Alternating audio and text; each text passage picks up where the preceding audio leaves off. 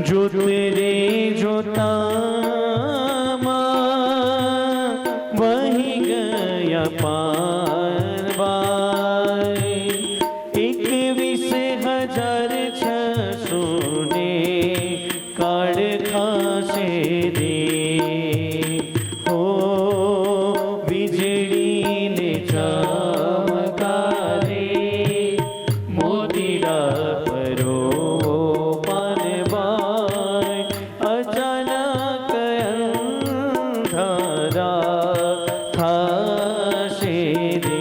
આપણે બધા જ દિવસની અંદર 24 કલાકમાં 21,700 વખત શ્વાસ લઈએ છીએ। આ ગણવા કોણ કીધું? તમે નું કોઈ ગણવા ગયા છીએ? પાનબાઈ ગંગા સતી એમ કહે છે કે જગતનો જીવ છે ને 21,700 વખત 24 કલાકમાં શ્વાસ લે છે, પણ અચાનક એક દિવસ એના બધા જ શ્વાસ બંધ થઈ જાય, કાળનો કોળિયો થઈ જાય અને એથી ભગવાનનું ભજન રહી જાય। આ મનુષ્યનો દેહ કેવો છે તો કે વીજળીના ચમકારા જેવો છે। વીજળીનો ચમકારો ક્યારે થાય અને ક્યારે જતો રહે ખબર ન પડે। મનુષ્યનો દેહ કેવો તો કે પાણીના પરપોટા જેવો, ક્યારે પાણીનો પરપોટો થાય ને ફૂટી જાય ખબર પડે નહીં। આ વીજળીના ચમકારામાં હોયનો દોરો પરોવાનો લ્યો। આ સમજાય છે વાત? કહેતા મનુષ્ય જન્મ મળ્યો ને એમાં ભગવાનને પામી લેવાના છે। આ વીજળીના ચમકારા જેવો મનુષ્ય દેહ છે। દુર્લભમ માનુષ્યો દેહી દેહી નામ ક્ષણ ભંગુર। આ મનુષ્યનો દેહ છે ને એ દુર્લભ છે, ક્ષણ ભંગુર છે, પણ ભગવાનને પામવા માટેનો ઉત્તમ જન્મ છે। હરે હો જાણ્યા જેવી આ તો વાત અજાણ છે પાનબાઈ। આ તો અધૂરિયાને નો કહેવા। જાણ્યા જેવી રે આ તો વાત છે અજાણ જનબાઈ। આ તો અધૂરિયાને ના કહેવા। આગુ પતરસ નોખે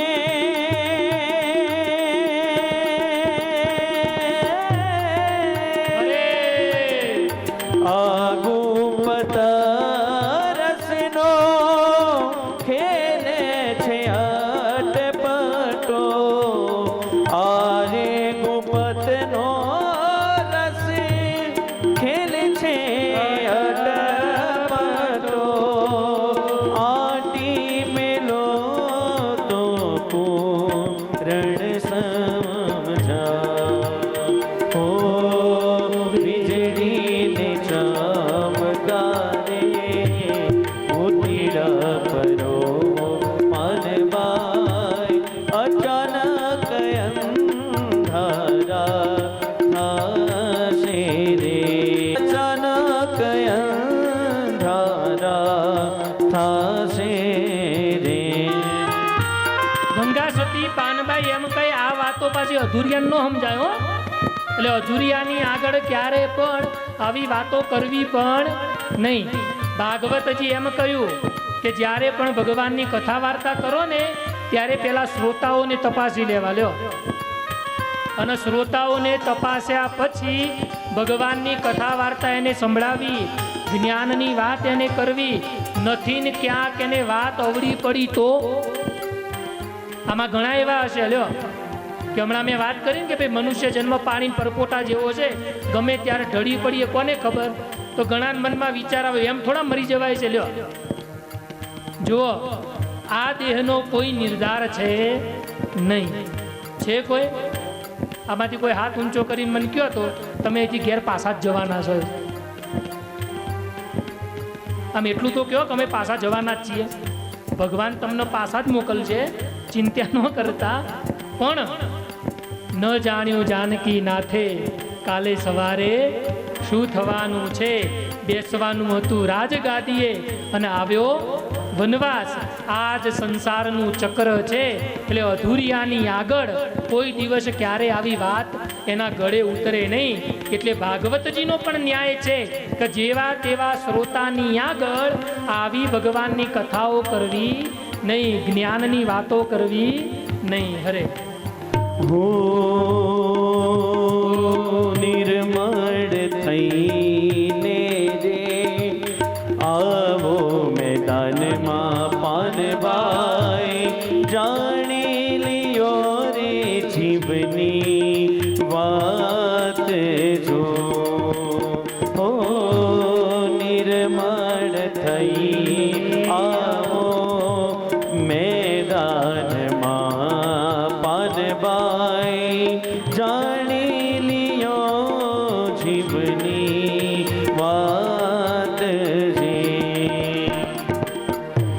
સજાતી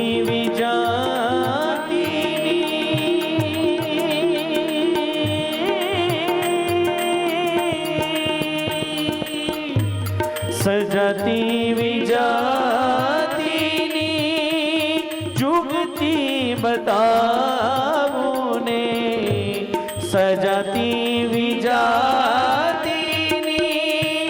જુગતી બતાવું ને, પીવે પડી દઉં બીજી વાત જી. ઓ પીવે પડી દઉં બીજી વાત જી.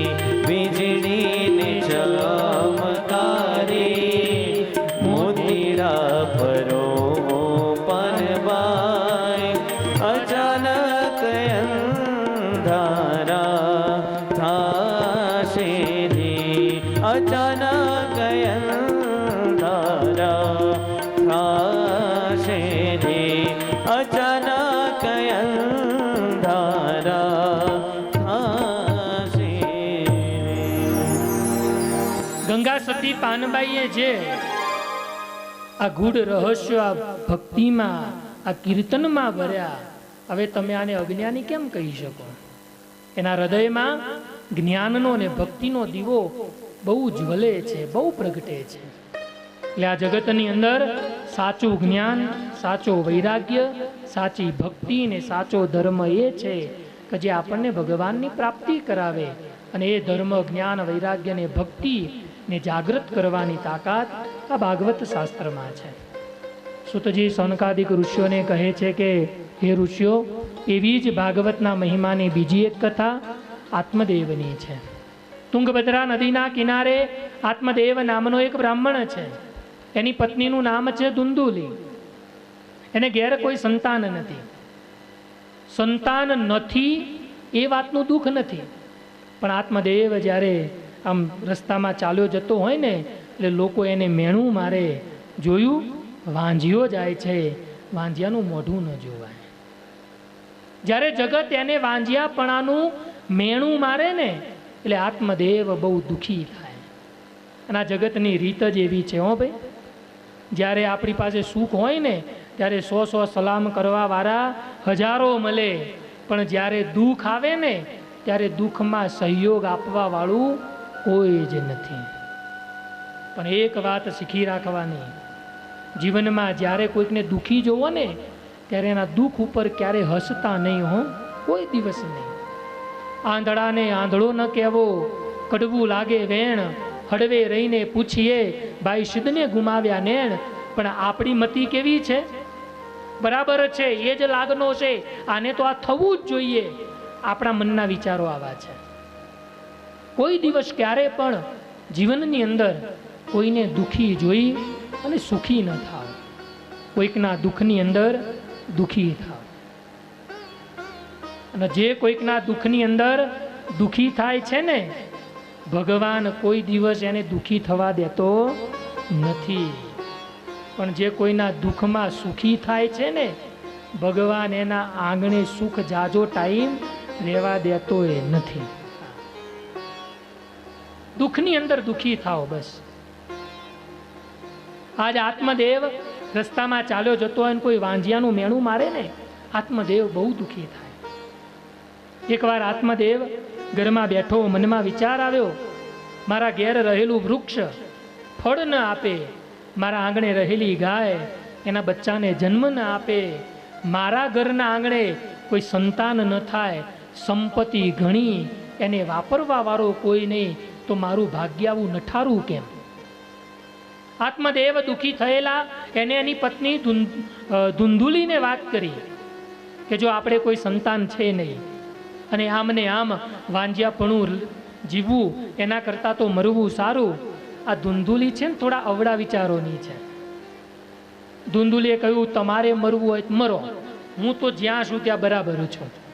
એટલે આત્મદેવને થોડો ઝટકો વધારે લાગ્યો કે જેના માટે આટલું બધું ભેગું કર્યું એ પત્ની પણ સહયોગ ના આપે, એટલે આત્મદેવે આત્મહત્યા કરવાનું નક્કી કર્યું અને મરવા માટે જંગલમાં ગયો. આત્મદેવ મરવા માટે નીકળ્યા છે ને એ જ વખતે આત્મદેવની નજર નદીના સામે કિનારે બેઠેલા એક સાધુ ઉપર પડી. સાધુને જોયા ને આત્મદેવને એમ થયું, લાવો ને હવે મરવું જ છે ને તો મરતા પહેલા સાચા સાધુ પુરુષનું દર્શન કરી લઈએ તો જીવનું કલ્યાણ થાય. આત્મદેવ દર્શન કરવા માટે પેલા સાધુની પાસે ગયા, બે હાથ જોડીને પગે લાગ્યા. આત્મદેવનો ચહેરો જોઈ અને સાધુ સમજી ગયા અને એટલું જ બોલ્યા, પહેરવેશ ઉપરથી બ્રાહ્મણ છે પણ હૃદયથી બહુ દુઃખી છે.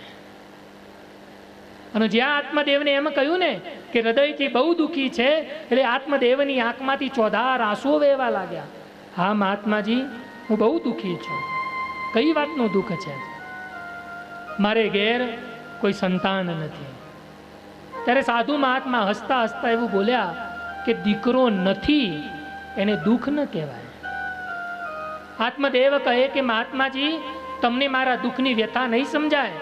મહાત્માજી કહે કે જો ભાઈ, આ તો જીવન છે, સંસાર છે, સંસારમાં જીવન ક્યારે પણ એક સરખું ચાલે નહીં હો.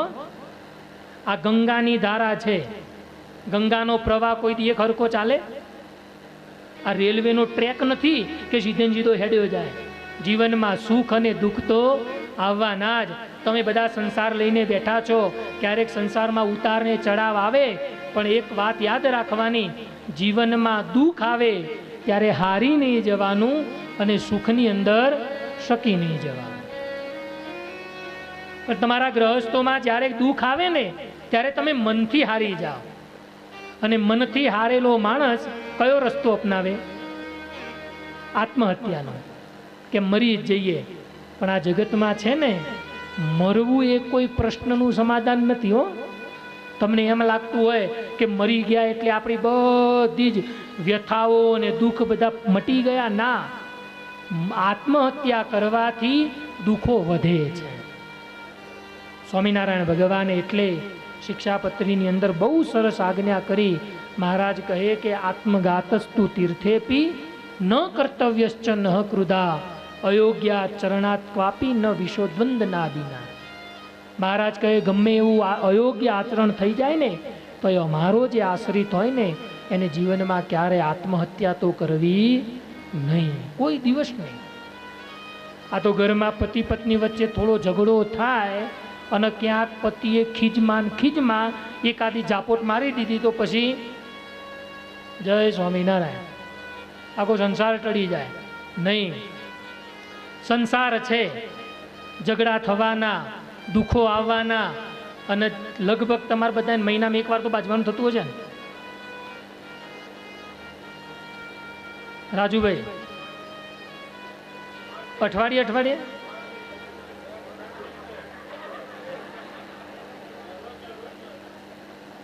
ભૂપેન્દ્રભાઈ રોજ થાય છે તો ભારે કરી તમે તો હવે એક વાત નક્કી, કા તમે માથા ભારે છો ને કા આ બાજુ વાળા માથા ભારે છે, તો ઝઘડો થાય રોજ.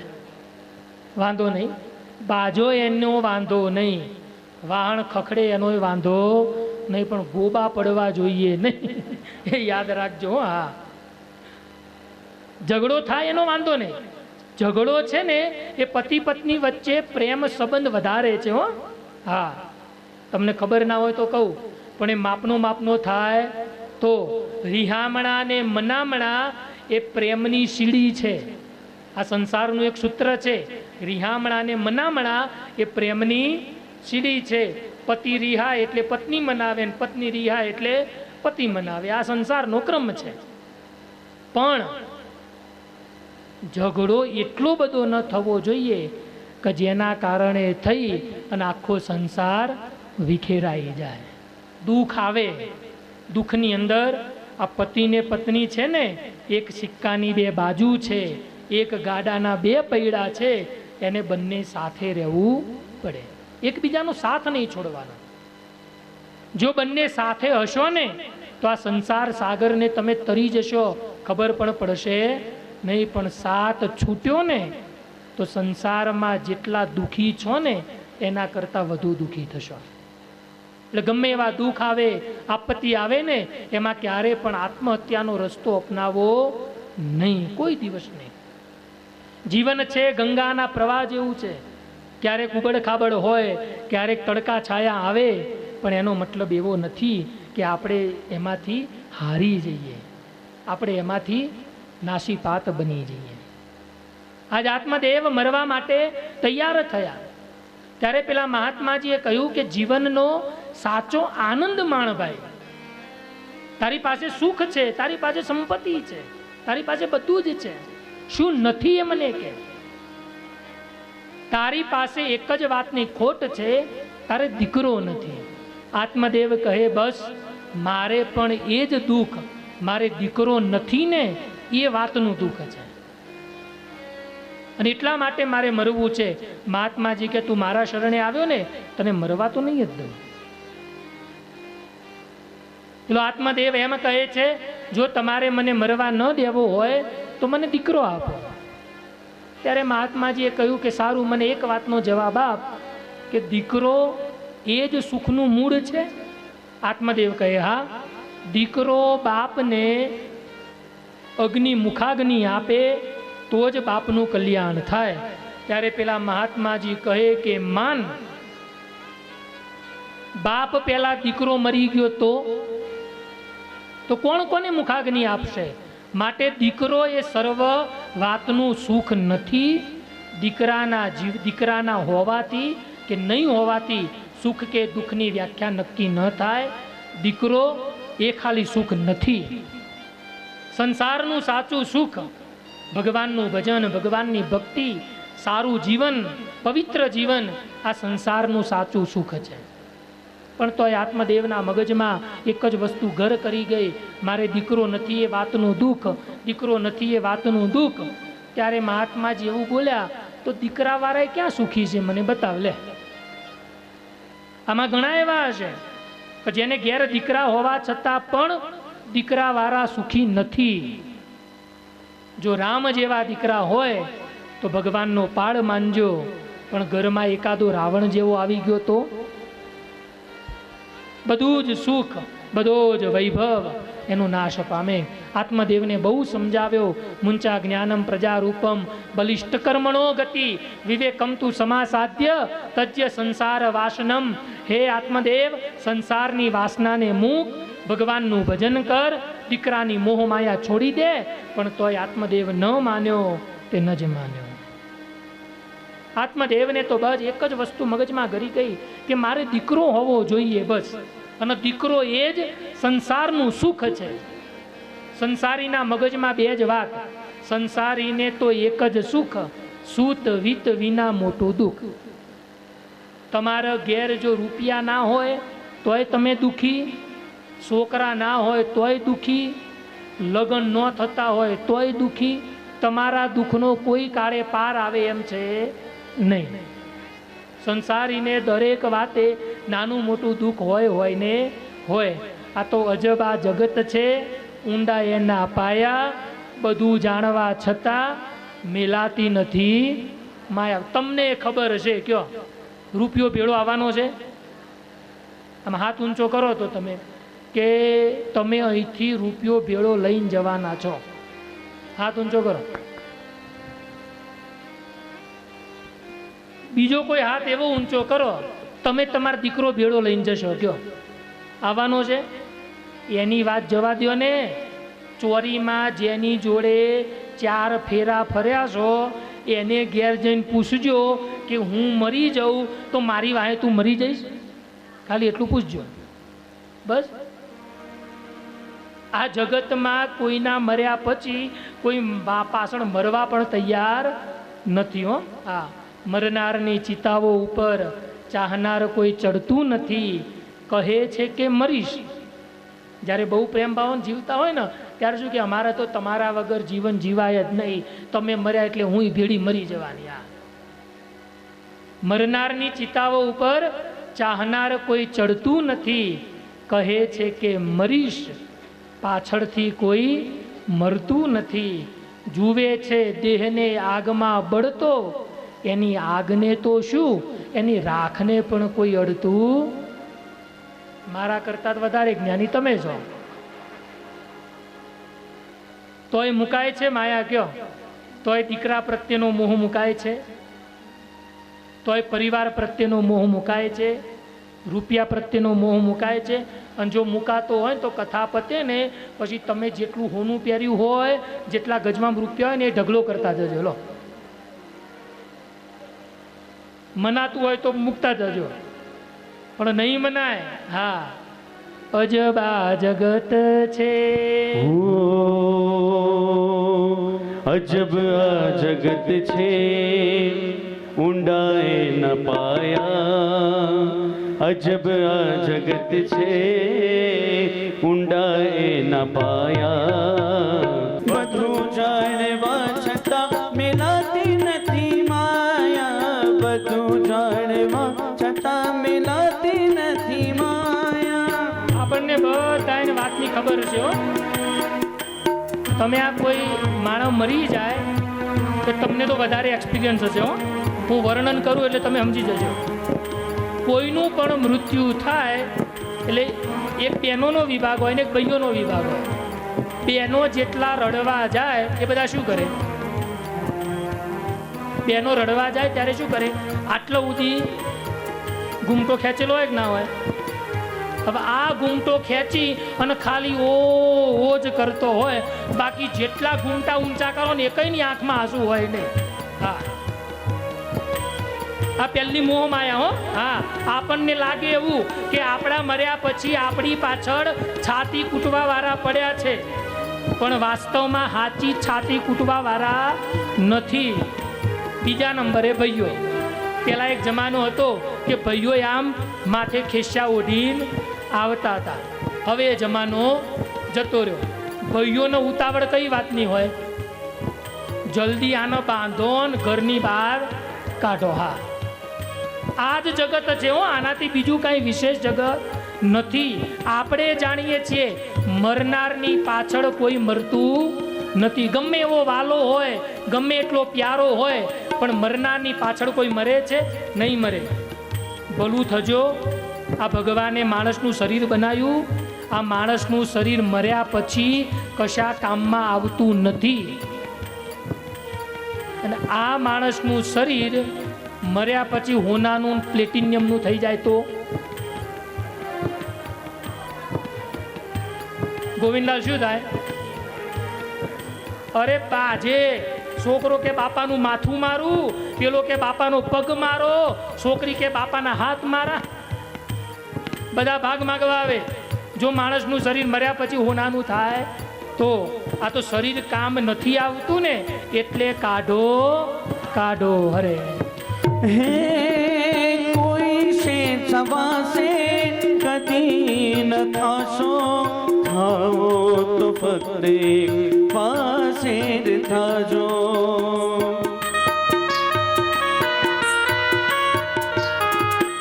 કોઈ સે સવા સે કદી ન થાશો, થાઓ તો ફક્ત પાસે થાજો. થાવો તો ફક્ત પાસે થાજો. અરે જગ્યાએની રાખીને, જગ્યાએની રાખીને બનજો સવાયા. જગ્યાએની રાખીને બનજો સવાયા. બધું જાણવા છતાં મિલાતી નથી માયા, બધું જાણવા છતાં મિલાતી નથી માયા. અજબ આ જગત છે ઊંડાએ ના પાયા, અજબ આ જગત છે ઊંડાએ ના પાયા. બધું જાણવા છતાં મિલાતી નથી માયા, બધું જાણવા છતાં મિલાતી નથી માયા.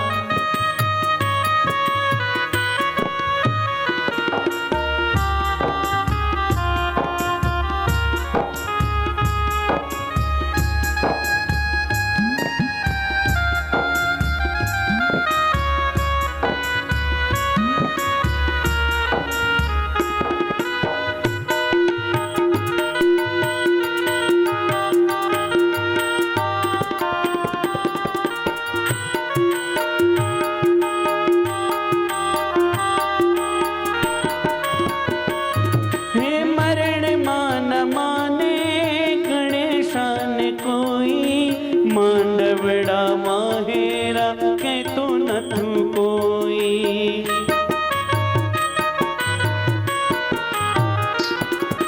મરણ માન માને ગણેશાને કોઈ, માંડવડા માહેરા કહેતો નથી કોઈ, માંડવડા માહેરા કહેતો નથી કોઈ. એક તો સમય છે બીજી બધી માયા, હો એક તો સમય છે બીજી બધી માયા. હવે બધું જાણી મુકાતી નથી માયા, બધું જાણવા છતાં મુકાતી નથી માયા. અને સાધુ છે ને એ પ્રશ્ન નથી, સાધુ સમાધાન છે. મહાત્માજીએ તરત જ આંખો બંધ કરી અને આત્મદેવનું ભાગ્ય જોયું. ભાગ્ય જોઈને એટલું જ બોલ્યા કે આત્મદેવ, સપ્ત જન્માવધિ તવ પુત્રો નૈવ ચ નૈવ ચ. તારો એક નહીં 7 જન્મ સુધી તારે કોઈ સંતાન નથી, એટલે તું દીકરાની માયા છોડી દે. એટલે આત્મદેવ કહે, હવે 7 જન્મ સુધી દીકરો જ ના હોય તો જીવીને શું કામ છે, હું તો આ મરવા હેડ્યો. કે આત્મદેવ મરવા માટે ઊભા થયા ને, મહાત્માજી કે ઊભો રે, ધીરો રે, એમ મરી ન જવાય. ત્યારે આત્મદેવ કહે કે જુઓ, હવે તો એક જ માર્ગ છે, કાં મને મરવા દો કાં મને દીકરો આપો. મહાત્માજી કે દીકરો આપવો એ કંઈ મારા હાથની વાત નથી. આત્મદેવ કહે છે કે 7 જન્મનું ભાગ્ય જોવાની જેમાં તાકાત હોય ને, દીકરો આપવાની એનામાં તાકાત હોય ખરી. કારણ કે હું તમને ઓળખી ગયો, તમે કોણ છો. 7 જન્મ સુધીના ભાગ્યને જે સાધુ જોઈ શકે એ દીકરો ના આપી શકે. આત્મદેવે કહ્યું કે હવે જો તમે દીકરો ન આપો અને હું આત્મહત્યા કરીને મરી જાઉં તો બ્રહ્મ હત્યાનું પાપ તમારા માથે. મહાત્માજીને તો ધર્મ કરતા દાળ પડી. મહાત્માજીએ તરત જોડીમાંથી ફળ કાઢ્યું, આત્મદેવને આપીને એમ કહ્યું, લે તારી પત્નીને ખવડાવજે, આમાંથી દીકરો થશે. આ એક સાધુની તાકાત છે હો. જેના 7 જન્મમાં દીકરો નથી લખ્યો એના ભાગ્યને ફેરવવાની તાકાત, એના નસીબને ફેરવવાની તાકાત આ ખૂણામાં બેઠેલા, ગંગાના કિનારે બેઠેલા એક સાધુમાં છે. રાખવાનું અનામ રાખે, ફક્ત હાંસિયામાં નામ રાખે. ખૂણામાં બેઠો એક સંત એની જોડીમાં 8 ધામ રાખે. આ એની જોડીમાં આટલી તાકાત છે. જા, તારે ઘેર દીકરાનો જન્મ થશે. આત્મદેવ હરખાતો પેલું ફળ લઈ ઘેર આવ્યો. ઘેર આવી એની પત્નીને આપ્યું, કહ્યું, લે આ ફળ તું ખાજે એટલે ઘેર દીકરાનો જન્મ થશે. ધૂંધુલી થોડા આવડા વિચારોની છે.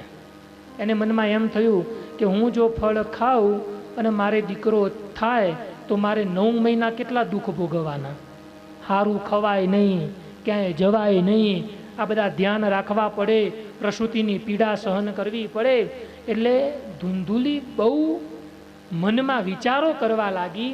એને આત્મદેવને કહ્યું, નાઈ ધોઈને પવિત્ર થઈને ફળ ખાઈ લો. આત્મદેવ તો આનંદમાં પછી બહાર ગયા. આ બાજુ ધુંધુલીએ પેલું ફળ ગાયને ગમણમાં નાખી દીધું. ગાય એ ફળ ખાઈ ગઈ. ધુંધુલીની એક બેન છે, એની સાથે એને એવો કરાર કર્યો કે તારે ઘેર 4 દીકરા છે, તું 5મી વાર ગર્ભવતી છે, હવે જે સંતાન જન્મે એ મને આપજે, એના બદલામાં હું તને રૂપિયા આપીશ. આજે ધુંધુલીએ સોદો કર્યો. એની બેન પણ તૈયાર થઈ. બન્યું એવું, સમય વીત્યો. ધુંધુલી ગર્ભવતી હોવાનો ડોળ કરે. પેલી ગાય જે ફળ ખાઈ ગઈ ને, સાધુનો આશીર્વાદ હતો. ગાયની કૂંખે 9 મહિને મનુષ્યના બાળકનો જન્મ થયો. કારણ કે આશીર્વાદ તો મિથ્યા જાય નહીં ને. ભાઈ થોડો અવાજ વધારજે ને ભૈયા, થોડી અવાજ બડા દે. કારણ સાધુનો આશીર્વાદ એ તો મિથ્યા જાય નહીં ને.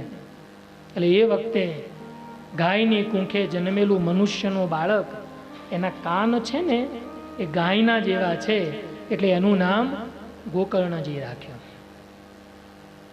સમય વીત્યો. આત્મદેવને બહુ આનંદ થયો. ઘરના આંગણે રહેલા વૃક્ષો સાધુની કૃપાએ કરી એમાં પણ ફળ આવવા લાગ્યા. અને આ બાજુ ધુંધુલીએ પણ 9મા મહિને એની બેને જે બાળકને જન્મ આપ્યો ને એ પુત્રને પોતે લઈ લીધો. એના બદલામાં એને ધન આપ્યું અને પોતે બાળકને જન્મ આપ્યો છે એવું આત્મદેવને કહી દીધું. અને ધુંધુલીના દ્વારે પ્રગટ થયેલો દીકરો, એનું નામ ધુંધુકારી રાખ્યું. ધુંધુકારી અને ગોકર્ણ, ગોકર્ણજી એ મહાત્માજીના આશીર્વાદનું ફળ છે.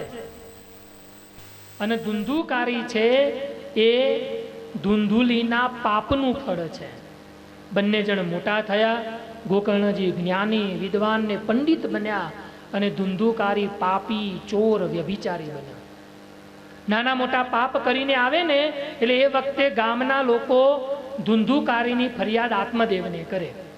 એટલે આત્મદેવ એક જ સૂત્ર બોલે, નાનો છે ને મોટો થશે એટલે સુધરી જશે. અને આત્મદેવના આ જ પ્રેમે, આત્મદેવના આ જ પાપે ધુંધુકારીને બગાડી નાખ્યો.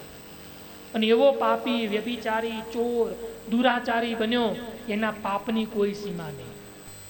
અને ભાઈ આ જગતની અંદર છે ને, ભાઈ તું ચાલુ રાખને વગાડવાનું. આ જગતની અંદર છે ને, સંતાનોની બગડવાની પાછળનું કારણ સૌથી મોટામાં મોટું એના મા બાપ છે. તમે એમ માનો છો કે દીકરા મોટા થશે એટલે સુધરી જશે, મોટા થશે એટલે સુધરી જશે. એકવાર ભૂલ કરીને આવે ને, તમારો દબદબો એની ઉપર રાખો. એકવાર ભૂલ કરીને આવે ને, 2 ઉપાડીને દઈ દો, એને પાછો વાળો. હવે જો ફરીથી આ ભૂલ કરીને તો આ ઘરમાં ઘૂસવા નહીં દો. પણ તમે શું માનો છો? નાનો છે ને મોટો થશે એટલે સુધરી જશે. આજ તમારો પ્રેમ, આજ તમારો લાડ એક દિવસ એને બગાડી નાખે છે. આજે આત્મદેવની પણ એ જ સ્થિતિ થઈ. ધુંધુકારી મોટો થયો, પાપી, દુરાચારી બન્યો, લોકોના ઘરમાં ચોરીઓ કરતો થયો. અને એક દિવસ જુગારમાં ને જુગારમાં ઘરમાં રહેલું બધું જ ધન વાપરી નાખ્યું. પોતાનું ઘર વેચી માર્યું. એક ઝૂંપડાની અંદર રહેવા માટે આવી ગયા. એકવાર રૂપિયા મેળવવા માટે ધુંધુકારી આત્મદેવને એમ કહ્યું કે પિતાશ્રી મને ધન આપો. ત્યારે આત્મદેવે કહ્યું કે મારી પાસે કશું જ નથી. ખાટલામાં સૂતેલા આત્મદેવ, રાત્રે પેલો ધુંધુકારી આવ્યો, છાતી ઉપર બેસી ગયો અને આત્મદેવનું ગળું દબાવ્યું, રૂપિયા આપો નહીતર તમને મારી નાખીશ. અને તે દી આત્મદેવને બહુ પસ્તાવો થયો. ગોકર્ણજી આવી અને આત્મદેવને છોડાવ્યા. આત્મદેવ બેઠા થઈ ગોકર્ણજીના ખભા ઉપર માથું મૂકી ચોધાર આંસુએ રડતા રડતા એમ બોલ્યા, આજથી 20 વર્ષ પહેલા ગંગા નદીના કિનારે પેલા મહાત્માજી કહેતા હતા ને, એ સંપૂર્ણ સુખનું મૂળ નથી. દીકરો એ સંપૂર્ણ સુખનું મૂળ નથી. પણ 20 વર્ષે આત્મદેવને આ વાત સમજાણી. પેલી ગુજરાતીમાં કહેવત છે ને, જ્યાં સુધી લમણાની વાગે નહીં ને તેથી ભાન થાય નહીં. અમે અત્યારે ગમે એમ ગળું ફાડી ફાડી તમને કહીએ કે આ સંસાર બધો આવો છે ને તેવો છે, પણ તમારા મનમાં આ વાત ઉતરે નહીં. પણ જેથી લમણાની વાગે ને તેથી ખબર પડે કે સંતો કહેતા હતા એ વાત સાચી છે. ભગવાન જ સુખનું મૂળ છે, સંસાર સુખનું મૂળ નથી. અને આત્મદેવને આજે એ વાત સમજાણી અને આત્મદેવ જંગલની અંદર ચાલ્યા ગયા. એ જ મહાત્માની પાસે જઈ આત્મદેવ બેઠા અને આત્મદેવને જોઈને પેલા મહાત્માજી એવું બોલ્યા, કેમ 20 વર્ષે પાછો વળ્યો ને? ત્યારે આત્મદેવ એવું બોલ્યા, હા મહાત્માજી, આ વાત જો 20 વર્ષ પહેલા સમજી ગયો હોત ને તો તમારી જોડે બેસી અત્યારે ભગવાનને મેળવી લીધા હોત. આત્મદેવને એ વખતે સંત એવું બોલ્યા, કઈ વાંધો નહીં, જાગ્યો ત્યારથી સવાર ભગવાનના ભજનમાં લાગી જા. અને આત્મદેવ તપ કરવા લાગી ગયા. ગોકર્ણજી પણ ઘર છોડીને ચાલ્યા ગયા. આ બાજુ ધુંધુકારી પાપી રૂપિયા માટે એની માને કહેવા લાગ્યો, ધુંધુલીએ રૂપિયા ન આપ્યા ને એક વખત પોતાની માને જ માર માર્યો. અને પેટના જણાએ જ્યારે લાત મારીને એટલે ધુંધુલીને બહુ દુઃખ થયું. કૂવામાં પડી આત્મહત્યા કરી. પછી તો 5 ગણિકાઓને ઘરમાં લાવ્યો. એનું પોષણ કરવા માટે રાજાનો ખજાનો લૂંટ્યો. આ વાતની પેલી ગણિકાઓને ખબર પડી. એટલે ગણિકાઓએ ભેગી મળી રાત્રે સૂતેલા ધુંધુકારીને ખાટલાની સાથે દોરડેથી બાંધી એના મોઢામાં હળકતા કોલસા નાખી લાકડીઓના માર મારી અને ધુંધુકારીને મારી નાખ્યો. વાસનિક જીવ હતો ને, મર્યા પછી પ્રેત યોનિને પામ્યો. ગોકર્ણજીને સમાચાર મળ્યા. પિતા, ભાઈ, માતા બધા જ આ લોકમાંથી ચાલ્યા ગયા. ગયાજીની અંદર બધાયનું શ્રાદ્ધ કરી અને ગોકર્ણજી ઘેર આવ્યા. રાત્રે ગોકર્ણજી ઘરમાં સુવાનો પ્રયત્ન કરે ને મધ્યરાત્રિએ પ્રેત યોનિને પામેલો ધુંધુકારી ત્યાં આવ્યો. આવીને ચોધાર આંસુએ રડવા લાગ્યો. અને એ વખતે ગોકર્ણજીએ કહ્યું કે તું કોણ છે? ધુંધુકારી કહે, હું તમારો ભાઈ ધુંધુકારી છું. મારી ઉપર દયા કરો, મારી ઉપર કૃપા કરો. હું પ્રેત યોનિને પામ્યો છું. મારાથી આ દુઃખો સહન થતા નથી. મેં પાપ કર્યા, અત્યાચારો કર્યા, વ્યભિચારો કર્યા, ચોરીઓ કરી છે. હવે મને કૃપા કરી આ ભૂત યોનિમાંથી મુક્તિ આપો, કારણ આ ભૂત યોનિ મારાથી સહન થતી નથી. ગોકર્ણજી કહે, સારું, તું કાલે આવજે, તારી મુક્તિનો ઉપાય હું કંઈક શોધી કાઢીશ. ગોકર્ણજીએ સવારના પોરમાં સૂર્યદેવ આકાશની અંદર ઉગવાની તૈયારી કરે અને એ વખતે અંજલિમાં પાણી લઈ સૂર્યદેવને અર્ઘ્ય આપીને કહ્યું કે હે સૂર્યદેવ, દયા કરો અને મારા ભાઈની મુક્તિનું સાધન બતાવો, ઉપાય બતાવો. ત્યારે એ વખતે સૂર્યદેવે એમ કહ્યું કે સત્કર્મ કરો. કયું સત્કર્મ?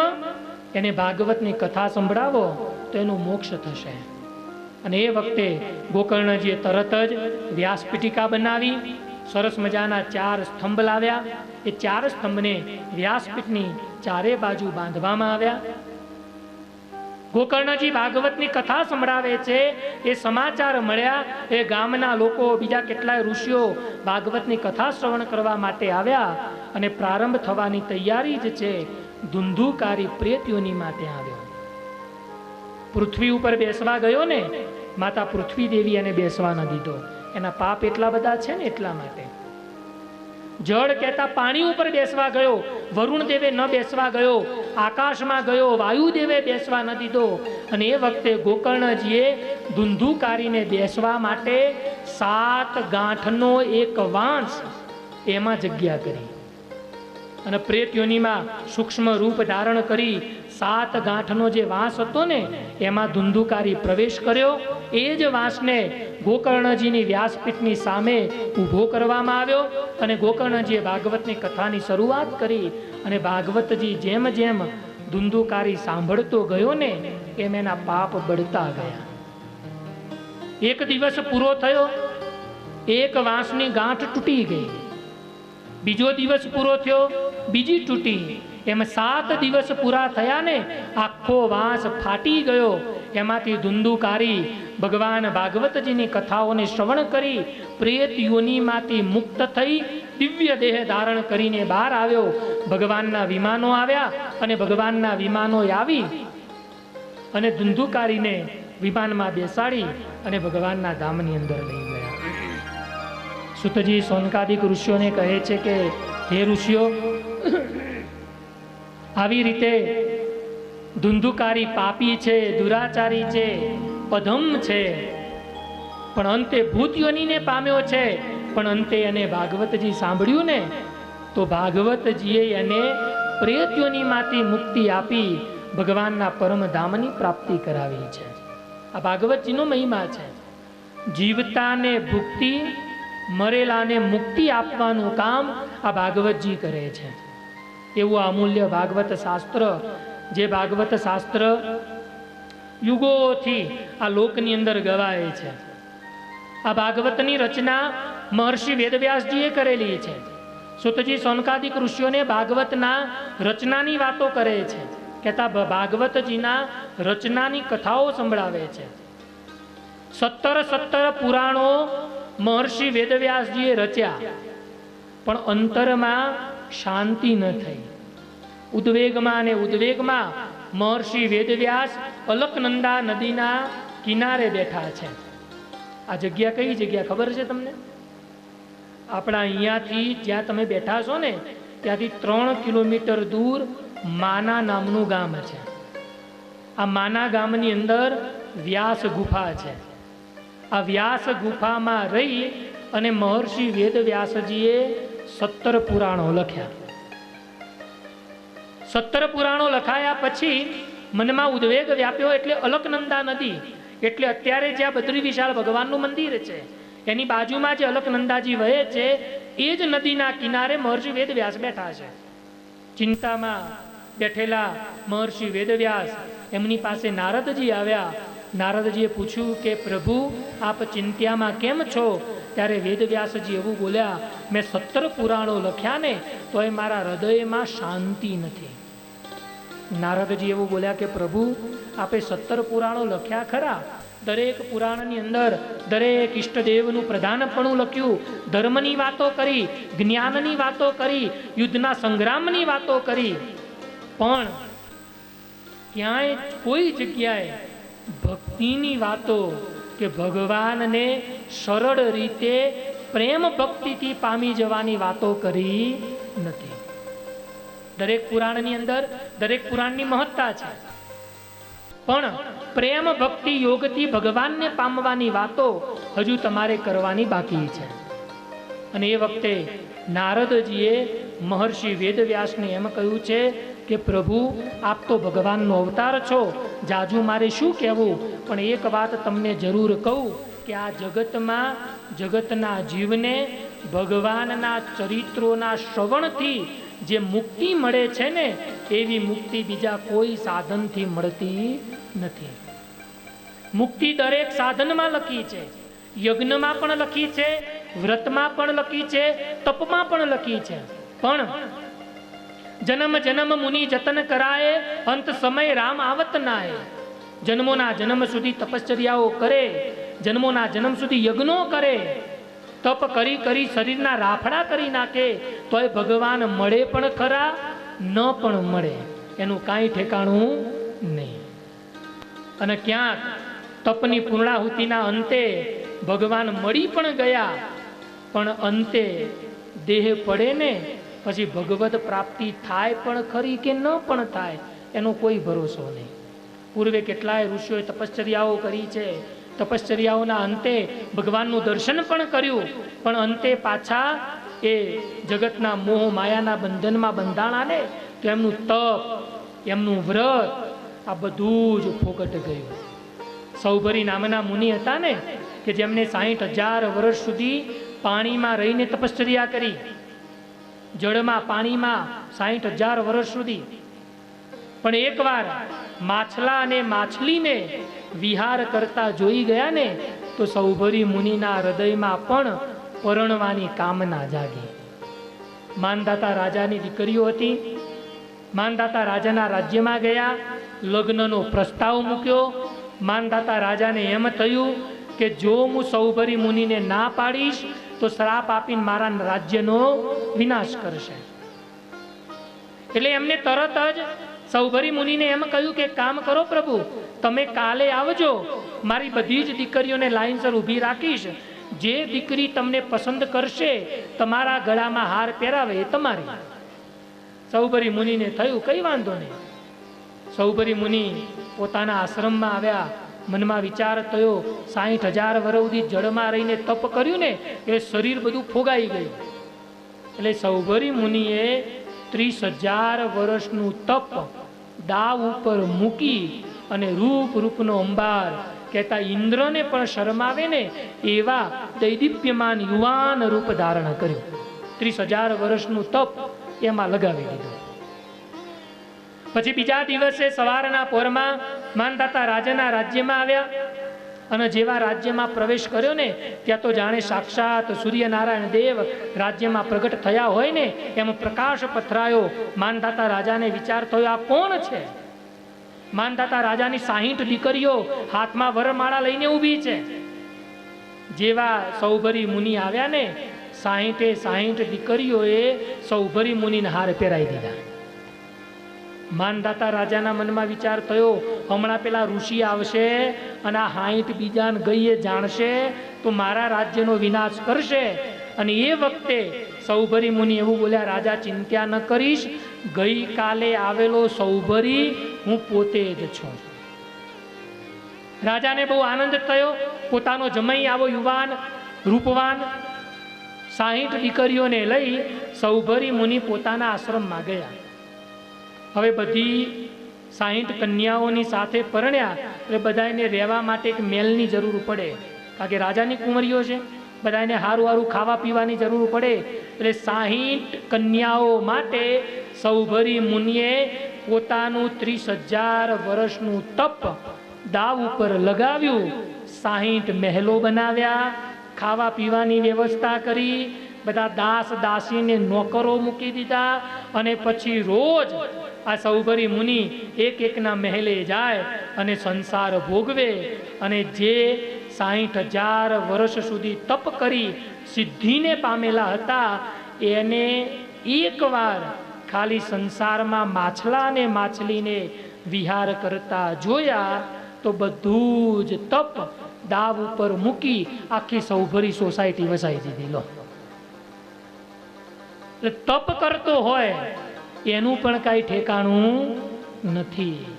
ક્યારે તપમાંથી પડી જવાય ને કંઈ ઠેકાણું નહીં. એટલા માટે કળિયુગની અંદર છે ને જંગલમાં જવાનું વર્જિત છે. પહેલા સતયુગમાં, ત્રેતાયુગમાં, દ્વાપર યુગમાં જંગલમાં જવાનું હતું. હવે બધું બંધ છે, ચિંતા ના કરશો.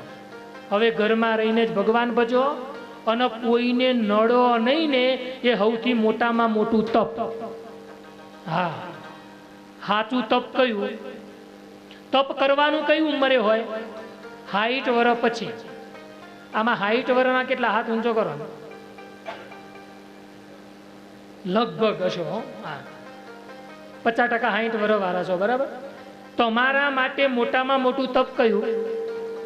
બધા વડીલો છો, માફ કરજો, પણ નગ્ન સત્ય છે એટલે તમને કહું છું, તમારા માટે મોટામાં મોટું તપ ઘરમાં દીકરાઓની વચ્ચે રહી, દીકરાની વહુઓની આગળ રહી તમારી જીભને બંધ રાખવી, આ મોટામાં મોટું તપ. આ જ તપ છે હો તમારા માટે. જો સવારે ગરમ ગરમ શીરો ખાવો હોય, ગરમ ગરમ ભજીયા ખાવા હોય તો તમારી જીભે કરી અને એના વખાણ કરજો, પણ આડું અવરું બોલતા નહીં. ભાઈઓને તો વાંધો નહીં, પણ માવડીઓને 2 હાથ જોડીને વિનંતી છે. હા, આ ઘરમાં જે ડખા થાય ને એ આ બાજુના પક્ષમાં જ થાય. આ બાજુવાળાને બહુ વાંધો હોય જ નહીં. તમે જુઓ, આ બાજુવાળા છે ને બધા પેલા રેલવેના ડબ્બામાં પેલો જનરલ કોચ ના હોય એના જેવા છે. ગમે ત્યાં સેટ થઈ જાય, ગમે ત્યાં ફિટ થઈ જાય. અને આ બાજુવાળા કેવા છે તમને ખબર છે? રેલવેના ડબ્બામાં ફર્સ્ટ ક્લાસની સીટો હોય ને તોય એમાં ખામી તો કાઢે જ કે તમે ચાદર ધોયા વગરની પાથરી છે.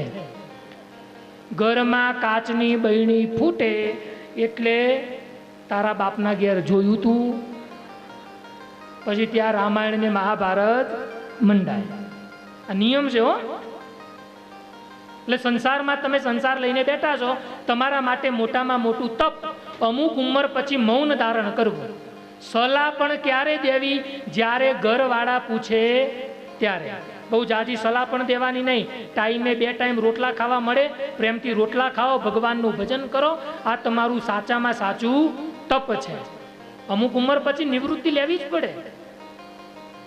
તમે ઘરની અંદર નાની મોટી કચકચ કરો એટલે શું થાય? અને એમાં પાછી અત્યારે આ 21મી સદીની વહુઓ તમારું સાંભળે એ જમાના જતા રે આવે. એ તો હતી 18મી સદી. ત્યારે બધી વહુઓને એમ હતું સાસુ કેવી મળશે, સાસુ કેવી મળશે. હવે તો સાસુઓ તમે ગભરાઓ, વહુ કેવી મળશે. હા, તમારા નસીબ હારા કે તમને હારી વહુઓ મળે. હા, અને અત્યારે જેટલી વહુઓએ તમને જાત્રાએ મોકલ્યા છે ને એ વહુઓ ગોવિંદલાલને અને અમને તો બહુ આશીર્વાદ આપતી હશે. હો, સારું થયું દહદી લઈ ગયા કે. હા, પેલી ગામમાં કથા બેહે ને એટલે બધી વહુઓ છે ને અમને બહુ આશીર્વાદ આલે. હાય બાપજી ભલું થજો તમારું. 3 કલાક સવારે અને 3 કલાક સાંજે તમે અમારા વડીલોને હાચવી તો રાખો છો. એટલે અમુક ઉંમરે તપ કરવું આ એક તપ છે. ઘરમાં મૌન રહેવું, ઘરમાં બોલવું નહીં, ઝઘડાનું કારણ પણ બનવું નહીં, આ એક તપ છે. એ વડીલોને મારી એટલી વિનંતી, તમે બહુ ચોમાસા જોયા, તમે દુનિયા જોઈ છે. હવે દુનિયા જોઈને તો દુનિયામાંથી શીખ્યા છો પણ ઘણું. હવે તમારો સમય પાકી ગયો ને, ભગવાનના માર્ગે વળી જાઓ. બસ સંસારમાં જે થવાનું એ થશે. તમારું રોક્યું કશું રોકાવાનું નથી. પણ તમને બધાને શું હોય ખબર છે? જો અમે સલાહ નહીં આપીએ ને તો છોકરા દુકાનો ઊંધી નાખશે. હવે છોકરામાં સંસ્કાર નહીં હોય થવાના જ છે ભાઈ. એના કરતા આપણે ભગવાનના માર્ગે વળી જઈએ. 2 ટાઈમ જે રોટલો ખાવા મળે ને એ ખાઈ લેવો, એમાં જ ભલાઈ છે. બસ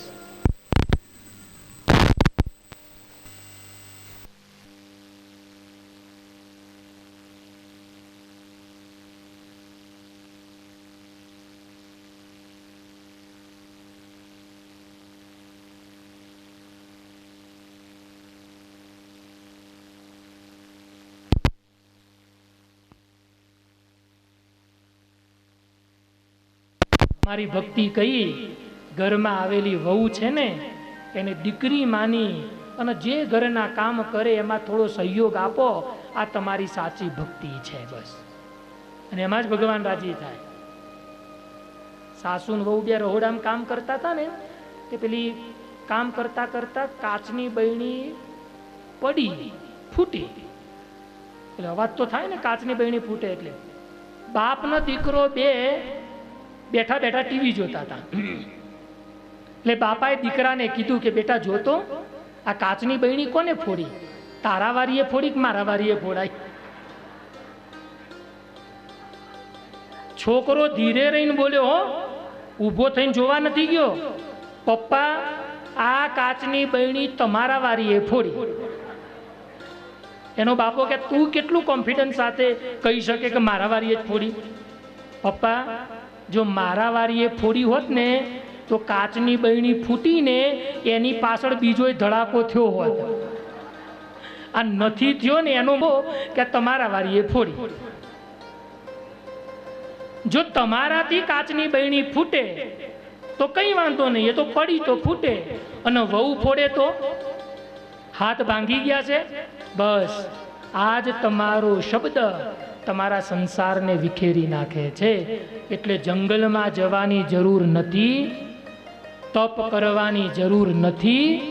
ઘરમાં રહી અને સંયમ રાખો, એનું જ નામ સાચું તપ છે. એ જ સાચું તપ છે. આ જ તપની પરિભાષા છે. એટલે પહેલાના સમયની અંદર ઋષિ મહાત્માઓ જંગલમાં જઈ તપશ્ચર્યાઓ કરતા. ભગવાન મળે પણ ખરા, ન પણ મળે, પણ કળિયુગની અંદર એક ઉપાય ભગવાનને પ્રાપ્ત કરવાનો કયો? કલો કેશવ કીર્તનાદ. જેનાથી ભગવાનની ભક્તિ જાગે ને એવું એક શાસ્ત્ર રચો. અને હું તમને બીજાની નહીં, નારદજી કહે મારી જ વાત કરું. હું એક જન્મની અંદર દાસીનો પુત્ર હતો. મારા ગામની અંદર સંતો આવ્યા. મારી માતા સંતોની સેવા કરવા જાય, હું પણ પ્રસાદની લાલચમાં ત્યાં જઉં. થોડી વાર સંતો કથા વાર્તા કરે ને, કથા વાર્તા સાંભળું. સાધુ કથા પૂરી થાય, પ્રસાદ આપે, એ લઈને હું ઘેર આવું. આમ નિત્ય પ્રત્યે પ્રસાદની લાલચમાં હું કથા સાંભળવા જતો ને, એટલે ભગવાનના ચરિત્રો સાંભળતા સાંભળતા સાંભળતા મારું મન નિર્મળ થયું, શાંત બન્યું. મને પણ સાધુની ભેળા સાધુ થવાની લાલસા જાગી. એટલે મેં સંતોને જઈને વાત કરી કે હે સંતો, મને તમારી ભેળો લઈ જાઓ. ત્યારે સંતોએ કહ્યું તારી માં જીવે છે ને એની સેવા કરજે ને પછી આવજે. સંતો તો આટલું ગઈ. ચાતુર્માસ પૂરો થયો ત્યાંથી ચાલ્યા ગયા. હું મારી માની સાથે રહી સુખેથી ભગવાનનું ભજન કરું, ભગવાનની ભક્તિ કરું. એકવાર મારી માં સવારના પોરમાં ગાય દોવા માટે નીકળી છે. સર્પ ઉપર એનો પગ પડ્યો. સર્પનો દંશ થતાં મારી માતાનું મૃત્યુ થયું. મારી માતાના અગ્નિ સંસ્કાર આદિ ક્રિયાઓ પૂર્ણ કરી હું સંસારમાં એકલો પડી ગયો. બહુ દુઃખી થયો. એટલે હું પેલા સંતોને શોધવા માટે નીકળ્યો.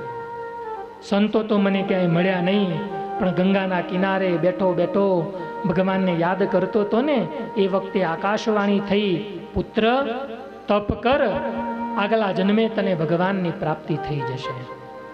અને 4 મહિના સુધી સંતોના મુખે સાંભળેલા જે ભગવાનના ચરિત્રો હતા ને, એને ગંગાના કિનારે બેઠા બેઠા એનું મનોમંથન કર્યું, એનું ચિંતન કર્યું. એ ચરિત્રોને મેં ગાયા. કોઈ મારી સામે આવીને બેસે તો એ ભગવાનના ચરિત્રને હું સંભળાવું. અને એમ કરતા કરતા મને ગડપણ આવ્યું. અને એમ કરતા કરતા ભગવાનના ચરિત્રોને યાદ કરતા મારો દેહ પડી ગયો. હું મૃત્યુ પામ્યો. અને બીજા જન્મની અંદર હું બ્રહ્માના માનસ પુત્ર તરીકે પ્રગટ થયો. અને જગતે આ સ્વયં ભગવાને મને પોતાના મનની ઉપમા કહેતા મને પોતાના મનની પદવી આપી.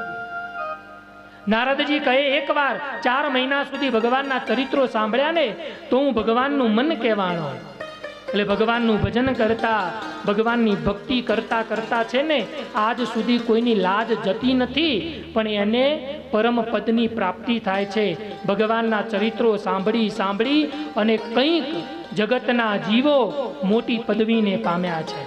ભગવાનનું ભજન કરતા કરતા કંઈક જગતના જીવો સારૂપ્ય મુક્તિને પામી ગયા છે, ભગવાનને પામી ગયા છે. આ જગતની અંદર ભગવાનનું ભજન, ભગવાનની ભક્તિ એ જ ભગવાનને પામવાનો સર્વોત્તમ ઉપાય છે. હું પોતે સ્વયં મારી જાત ઉપર જોઉં ત્યારે મને એમ લાગે છે ક્યાં હું દાસીનો પુત્ર અને ક્યાં ભગવાનનું મન. આની પાછળનું કારણ જો કોઈ હોય ને તો એક માત્ર મારા હૈયામાં રહેલા ભગવદ ચરિત્રો અને મારા મુખથી ગવાતા ભગવાનની ભક્તિ રસરૂપી કીર્તનો, આના કારણે જ હું ભગવાનને પામી શક્યો. મુનિ નારદની જાતને જોતા દાસી પુત્ર જગ જાણે રે. મુનિ નારદની હરિ ભજતા સહો મોટપ પામે. જન્મ મરણ દુઃખ જાય રે. હરિ ભજતા સહો મોટપ પામે. જન્મ મરણ દુઃખ જાય રે. પરસ પરસી લોહ કંચન થઈ. પરસ પરસી લોહ કંચન થઈ. મોગે મૂલે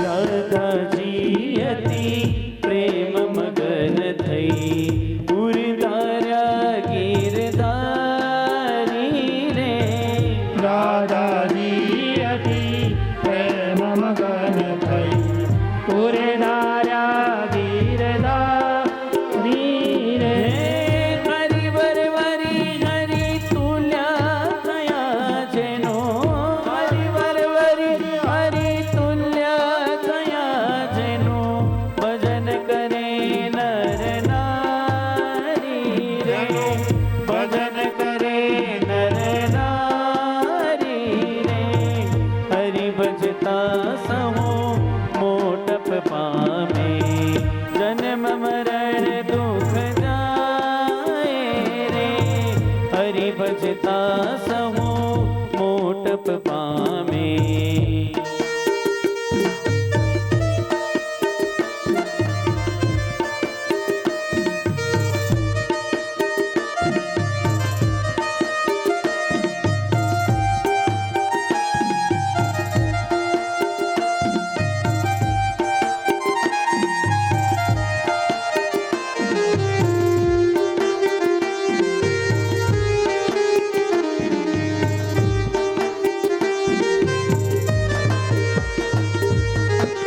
શામળિયાને શરણે જે આવે તેના તે ભવ દુઃખ વાવે રે શામળિયાને શરણે જે આવે તેના તે ભવ દુઃખ વાવે હે મુક્તાનંદ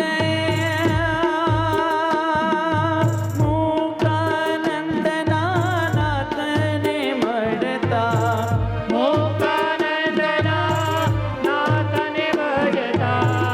અખંડ એવા તણ પામે રે અખંડ એવા તન પામે રે હરિ ભજતા સહો મોટપ પામે જન્મ મરણ દુઃખ જાય રે હરિ ભજતા સૌ મોટપ પામે જન્મ મરણ દુઃખ જાય રે જન્મ મરણ દુઃખ જાય રે જન્મ મરણ દુઃખ જાય. નારદજી કહે છે કે હે વ્યાસ, હું પણ ભગવાનનું ભજન કરી ભગવાનના ચરિત્રો સાંભળીને પરમ પદવીને પામ્યો છું. ભગવાનનું ભજન કરતા કરતા મોક્ષને પામી જવાય, પરમ પદવીને પામી જવાય એવા ચરિત્રો તમે ગાઓ. નારદજીએ વ્યાસજીને ચતુર્શ્લોકી ભાગવત સંભળાવ્યું છે. મહર્ષિ વેદવ્યાસજીએ ત્યારબાદ નક્કી કર્યું હું પણ આ ચતુર્શ્લોકી ભાગવતને લખું, પણ એક બાજુ મનોમંથન કરવું, બીજી બાજુ લખવું, આ બે વાત બને નહીં. એટલે વ્યાસજીએ ગણપતિજીની આરાધના કરી. ગણપતિજી પ્રગટ થયા. બોલો પ્રભુ. તો કે મારું એક કામ તમારે કરવાનું છે. શું? હું બોલતો જાઉં તમે લખતા જાઓ. ગણપતિજી કે લખું ખરો, પણ એક શરતે, મને જેટલું સમજાશે એટલું જ લખીશ, બાકી બીજું કાંઈ લખીશ નહીં. કંઈ વાંધો નહીં. એક ગુફામાં ગણપતિજી બેઠા, એક ગુફામાં મહર્ષિ વેદવ્યાસ બેઠા. મહર્ષિ વેદવ્યાસ જે ગુફામાં બેઠા એને વ્યાસ ગુફા કહેવાય છે. ગણપતિજી જે ગુફામાં બેઠા એને ગણપતિ ગુફા કહેવાય છે. અહીંયાથી 3 કિલોમીટર દૂર છે. હમણાં બપોરે જમીન, વેધર સારું છે ને, દર્શન કરી આવજો.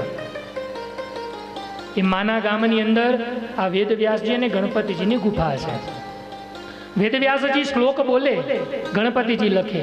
પહેલો શ્લોક બોલ્યા, ગણપતિજી લખવા ગયા ને પહેલા જ શ્લોકનો ભાવ જેવો આ પ્રકૃતિએ સાંભળ્યો ને, એટલે પ્રકૃતિના અંતરમાં આનંદ ખીલ્યો, પ્રકૃતિના કલરવો વધી ગયા. એમાં માતા સરસ્વતી નદીના રૂપે વહે છે ને, જેને આ પહેલો શ્લોક સાંભળ્યો ને, સરસ્વતી પણ ગાંડા ગેલા બની ગયા. હો, અને એનો ધોધમાર પ્રવાહ એટલો બધો છૂટી પડ્યો ને કે પ્રવાહના અવાજના કારણે ગણપતિજીને શ્લોક સંભળાયો નહીં, એટલે ગણેશજીએ લખ્યો નહીં. વેદવ્યાસજીએ કહ્યું કે ગણપતિ દાદા તમે શ્લોક લખ્યો કેમ નહીં? તો કે આ સરસ્વતીના પાણીના પ્રવાહના અવાજે કરી મને સંભળાયો નહીં. વેદવ્યાસજીએ સરસ્વતી નદીને શ્રાપ આપ્યો કે જા, તારા નદીનો પ્રવાહ મારા આશ્રમ સુધી પહોંચશે નહીં. આજે પણ સરસ્વતી નદીનો પ્રવાહ ધોધમાર વહે છે, પણ વેદવ્યાસજીની અને ગણેશજીની ગુફાના આગળ એ સરસ્વતી નદીના પાણીના પ્રવાહનો અવાજ આવતો નથી. આજે પણ આ સત એ મહર્ષિ વેદવ્યાસની ગુફાની આગળ છે. એટલે મેં હમણાં શરૂઆતમાં કીધું તમને, હિમાલય છે ને પોતાની ગોદમાં કેટલાય રહસ્યો સમાઈને બેઠું છે. કથા પૂરી થાય ને એટલે જઈ આવજો. સવારે વહેલું જવું એ અઘરું પડશે ત્યાં, અને પાછું બપોર પછી એ જવું અઘરું પડશે. અત્યારે બપોરે વેધર બહુ સારું હોય એટલે ત્યાં તમે જાઓ થોડું ચાલવાનું છે. એટલે ગણપતિજીની ગુફા પહેલી આવશે, પછી વેદવ્યાસજીની ગુફા આવશે, પછી આગળ ભીમપુલ આવશે. જ્યારે પાંડવો હિમાલયમાં નીકળ્યા ને, હિમાલય હાડ ગાળવા, ત્યારે સરસ્વતી નદીને ઓળંગવાની હતી. પણ એટલો મોટો સરસ્વતી નદીનો પ્રવાહ સામે પાર જવું કેમ? એટલે એ વખતે ભીમે મોટો પહાડ ઊંચો કરી અને ત્યાં મૂક્યો અને ઉપર રસ્તો બનાવ્યો. આપણી ભાષામાં કહું તો બ્રિજ બનાવ્યો, એટલે એનું નામ પડ્યું ભીમપુલ. એ ભીમપુલના પણ દર્શન થશે, અને ભીમપુલ ઉપર ઊભા રહ્યો એટલે સામે માતા સરસ્વતી નદીનો પ્રવાહ દેખાશે. અને ભીમપુલને ક્રોસ કરીને થોડા આગળ જાઓ એટલે દ્રૌપદીજીનું મંદિર આવશે. પાંડવો જ્યારે હિમાલયમાં નીકળ્યા ને, ત્યારે દ્રૌપદીજીએ સૌથી પહેલો દેહ એ જગ્યા ઉપર છોડ્યો છે જ્યાં દ્રૌપદીજીનું મંદિર છે. એનાથી થોડા આગળ જાઓ એટલે વસુધારા આવે. આ વસુધારા એક એવી પવિત્ર ધારા છે, ત્યાં તમે જોડે ઊભા રહ્યો ને, તમે પવિત્ર હોય, તમારું મન પવિત્ર હોય તો જ એના છાંટા તમારી ઉપર પડે, બાકી વસુધારા તમારાથી છેટી ભાગે. એવી પવિત્ર એ વસુધારા છે. આ માના ગામથી એ વસુધારાથી આગળ જાઓ એટલે પછી સહસ્ત્રધારા આવે. વસુધારાએ નકુલે દેહ છોડ્યો, સહસ્ત્રધારાએ જાઓ એટલે સહદેવે દેહ છોડ્યો. પછી ત્યાંથી થોડા આગળ જાઓ એટલે ભીમે દેહ છોડ્યો, પછી અર્જુને દેહ છોડ્યો, અને પછી છેલ્લે યુધિષ્ઠિર બચ્યા. યુધિષ્ઠિર જે જગ્યા ઉપર જે સરોવરે પહોંચ્યા એને સતોપંથ કહેવાય છે. આ સતોપંથની યાત્રા બહુ અઘરી છે. અહીંયાથી 28 કિલોમીટર છે, પેદલ જવું પડે, ચાલતા ચાલતા. ત્યાં કોઈ ગાડીઓ જતી નથી, મોબાઈલના નેટવર્ક નહીં, કોઈ રેસ્ટોરન્ટો નહીં, બધું અહીંથી ભેળું લઈને જવાનું. અને જવાનું ગયા તો ગયા ખરા, પાછા આયા એ તમારું નસીબ. ના આવો તો જય સ્વામિનારાયણ. એવી સતોપંથની યાત્રા છે. બરફની અંદર ચાલ્યા જવાનું. એક સરસ મજાનું પવિત્ર સરોવર આવે, જે સરોવરમાં નિત્ય પ્રત્યે દેવતાઓ સ્નાન કરે છે. એ જ સરોવરમાં સ્નાન કરી યુધિષ્ઠિર મહારાજ ત્યાંથી થોડા આગળ ગયા ને, એટલે વાદળની અંદર તમને આકાશ માર્ગે થોડી સીડીઓ દેખાય, જેને સ્વર્ગની સીડી કહેવાય છે. એ સીડી ઉપર ચડી અને યુધિષ્ઠિર મહારાજ સ્વર્ગમાં ગયા. તમે ચડવાનો પ્રયત્ન ન કરતા. આપણા પુણ્ય એટલા બધા નથી, પણ ત્યાં સુધી જવાય છે ખરું. એ તમારું સાહસ જોઈએ, તમારી ભક્તિ જોઈએ. આ પવિત્ર હિમાલયની યાત્રા છે. એટલે આજે બપોર છે કેટલો સુધી ના જતા હો વસુધારા સુધી, નહીતર 2 દાડે પાછા આવશો પાછા. હા, દ્રૌપદીજીના મંદિર સુધી જજો, પછી કાલ ટાઈમ મળે તો વસુધારા જવાય તો જજો. આ બધું ચાલતા ચાલતા યાત્રાઓ કરવી પડે એમ છે. તમારે રોજ યાત્રા કરવા જવું પડશે. એક દી મેં કીધું એમાં માના ગામ જઈ આવો. પછી હમણાં કથાની અંદર આપણે જે જગ્યા ઉપર બેઠા ને એક્ઝેક્ટ એની પાછળ ચરણ પાદુકા છે. આ ચરણ પાદુકાની કથા આપણી કથામાં આવશે. એનું વર્ણન કરીએ એટલે એક દી ચરણ પાદુકા જઈ આવજો. એક દિવસ એકાદશીની ગુફાનું વર્ણન આવશે, એક દિવસ ત્યાં જઈ આવજો. પછી બદ્રીનારાયણ ભગવાનનું સાનિધ્ય તો છે જ, એની પણ કથાઓ સ્ટેપ બાય સ્ટેપ આવતી રહેશે. જેમ કથાઓ આવે એમ તમારે મહિમા સમજીને દર્શન કરી આવવાના છે. તો આવો, અત્યારે કથાનો સમય થઈ ગયો. મહર્ષિ વેદવ્યાસજીએ જે પવિત્ર ગુફામાં રહી અને ભાગવત શાસ્ત્ર લખ્યું, ગણપતિ દાદાએ એ ભાગવત શાસ્ત્રને પોતાના અક્ષરોએ જ કંડાર્યું અને 4 શ્લોકના 18,000 શ્લોક મહર્ષિ વેદવ્યાસજીએ આજ પવિત્ર બદ્રીનારાયણની ભૂમિમાં રહી અને લખ્યા છે. એવી પવિત્ર ભાગવતજીને ઉત્પત્તિનું સ્થાન આવું બદ્રીનારાયણ ક્ષેત્ર. ત્યાં રહી આવો, 2 ઘડી ભગવાનનું ભજન કરીએ અને ભગવાનની ભક્તિમાં તલ્લીન રહેજો. કોઈ ઉતાવળ ન કરતા, તમને નીચે જઈને કે ખાવાનું નહીં મળે. એટલે બધા અહીંયાથી ધૂન પૂરી થાય, સૌથી પહેલા સંતો જાય, પછી તમારા બધાએ જવાનું છે. બધા જ 2 હાથની તાલી પાડી અને ભગવાનના નામનું સ્મરણ કરીએ. અને હા, તમે અહીંયા એકવાર ભગવાનનું નામ લેશો ને, તમે અનંત વાર ભગવાનના નામ લ્યો ને એટલું તમને ફળ મળે. હો, ઘેર બેઠા બેઠા 1 માળા કરો ને તો 1 માળાનું ફળ, અહીંયા બેઠા બેઠા 1 માળા કરો ને તમને 36 લાખ વખત માળા ફેરવો ને એટલું ફળ મળે. ભગવાનના નામના ઉચ્ચારણનો એટલો મહિમા છે. આવો 2 ઘડી હરિનામ સંકીર્તન. નારાયણ નારાયણ